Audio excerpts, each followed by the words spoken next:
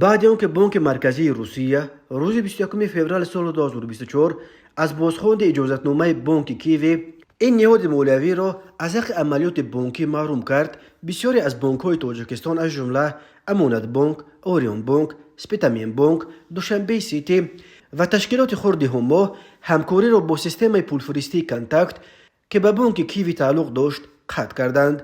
در این باره این بانک ها به خبرگزاری روسی تاس خبر دادند. سیستم پولفرستی کانتاکت بر اساس فهرست شبکه‌های پولفرستی بانک ملی تاجیکستان بار اول سال 2018 برای انجام عملیات پولفرستی به تاجیکستان اجازتنامه گرفته، بعد انجام آن مجوزش بار دوم سال 2021 اجازتنامه به دست آورده است که این تا سپتامبر سال 2026 کار میکند. اما 21 فوریه سال 2024 بانک مرکزی روسیه اجازتنامه کیوی بانک برای انجام عملیات بانکی را بازپس گرفت.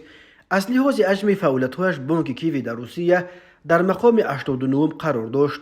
بانک مرکزی روسیه کیوی را به ادامه انجام عملیات ریسکشان بزرگ، موردهای به نقض قانون و با سوء استفاده از معلومات شهروندان و بدون آگاهی آنها کشادن امیان کیوی، پیوسته و اعلان کردن طلبات قانون در بخش مقابله با شستشوی پولها با راه جنایی به دست آمده و امکان دادن به مبلغ گذاری تروریسم عیبدار کرد.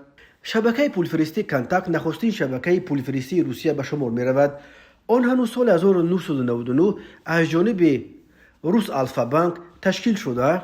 از سال 2015 به کیوی بانک تعلق داشت. شبکه کانتاکت بیش از 900 بانک را در روسیه و کشورهای دیگر متحد می کرد و بیش از 10,000 شرکت و مؤسسه های مختلف همکار و شریک بود و در بیش از 180 کشور جهان از جمله در همه کشورهای آسیای مرکزی با شمول تاجیکستان با بیش از 670,000 نقطه دادن پول داشت.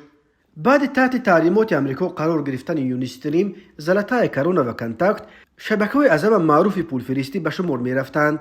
در تاجیکستان که زلاتای کرونا حق انتقال پول ندارد، بعد دچار مشکلات شدن یونیستریم، کانتاکت یکی از شبکه‌های پولفرستی پیشتاز دانسته می‌شد. هر سال از روسیه و اساساً با شرافت مهاجران تاجیک به تاجیکستان چندین میلیارد دلار پول فرستاده می شود. اکثر این پول‌ها توسط شبکه‌های پولفرستی ارسال می شوند.